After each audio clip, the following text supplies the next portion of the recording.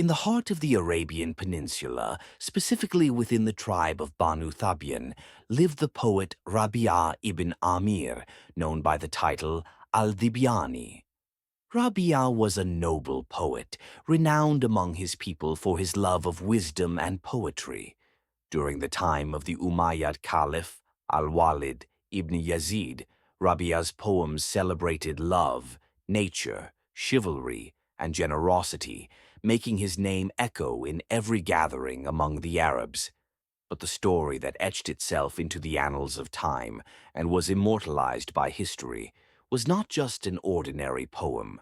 It was a tale of deep, chaste love for a mysterious girl from a neighboring tribe. The girl was known for her irresistible beauty, but it wasn't her looks that caught Rabia's attention. There was something else, something that set her apart from other women, something that quietly slipped into his heart and occupied his soul. The girl who captivated Rabia's heart wore a black veil, a rare color at that time, often regarded as a color of mourning and sorrow.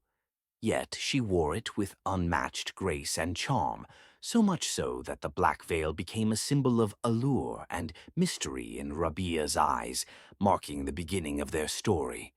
One evening during a social gathering where the tribes had come together to celebrate, Rabi'a saw her for the first time. She sat quietly among the women, her black veil delicately draped over her head, her large eyes shining like stars in the night sky. The moment Rabia's gaze fell upon her, he felt something strange happening within him. His heart raced, and he was unable to express his feelings. As days passed, the image of the girl in Rabia's mind grew clearer. She began to haunt his dreams. He saw her in everything around him. He couldn't forget her, and although he knew little about her, her presence was so strong that he decided to express his feelings in the only way he knew how, through poetry. Rabi'a began composing his famous poem. His words flowed from his heart like fresh water from a spring. He wrote, "Say to the fair one in the black veil, what have you done to a devoted worshipper?" These lines were a sincere expression of his deep feelings for the girl and the impact her beauty had on him. In his poem, he wondered how she had managed to capture his heart, to the point where he became like a devout worshipper who loses focus in his worship due to her charm. The poem wasn't just a fleeting expression of emotion. It was a reflection of an internal struggle within Rabi'a, who was a religious man, aware of the boundaries in relationships, and yet his heart couldn't resist this mysterious love. He knew that a worshipper should be devoted to his faith and worship, but he found himself unable to resist this enchantment. Rabi'a's poem began to spread among the tribes, and people recited it everywhere. It became the talk of the gatherings, where everyone wondered about the girl who had managed to capture the heart of a great poet like Rabi'a. The perception of the black veil changed. What was once considered a color of mourning transformed into a symbol of beauty and allure. Since then, women in the tribes began wearing black veils, hoping to capture a part of that magic the girl possessed. Some even deliberately wore the black veil at public events, hoping to attract the attention of men, just as the girl had done with Rabi'a. As for Rabi'a, this love was not easy for him. His words flowed from his heart, but he knew that the girl was out of his reach. She belonged to another tribe, and there was a significant difference between them in terms of customs and traditions. Yet, he couldn't forget her. He saw her every night in his dreams and felt her presence in everything around him. One night, as Rabi'a gazed at the stars in the desert sky, he felt an overwhelming desire to see the girl once more. He decided to go to her tribe and confess his love. He knew that this decision might be fraught with danger, but he couldn't resist his feelings.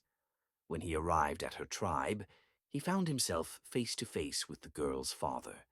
Her father was a revered man among his people, known for his wisdom and sternness. When he learned of Rabi'a's arrival, he welcomed him warmly but with clear seriousness. Rabi'a began to speak of his feelings and about the poem that had become famous among the people. The girl's father was surprised by this sincere love and the deep poetic sentiment in Rabi'a's words. Despite the fact that tradition prohibited marriage between the two tribes, he felt that this love might be exceptional. After much thought, he decided to set a condition. If Rabi'a could fulfill it, he would allow him to marry his daughter. The condition was difficult. The girl's father asked Rabi'a to bring a rare piece of black fabric that was only available in distant lands. He knew that this request was almost impossible, but he wanted to test Rabi'a's seriousness in his love. Rabi'a began his long journey in search of the fabric. He faced many challenges along the way, from barren deserts to rugged mountains. But he did not give up. His love for the girl was what gave him the strength to continue. After many long months of searching, he finally found the rare fabric. Rabi'a returned to the tribe victorious, carrying the fabric the girl's father had requested. Exhaustion was visible on his face, but his eyes shone with joy and hope. When the girl's father saw the fabric, he was filled with astonishment and admiration.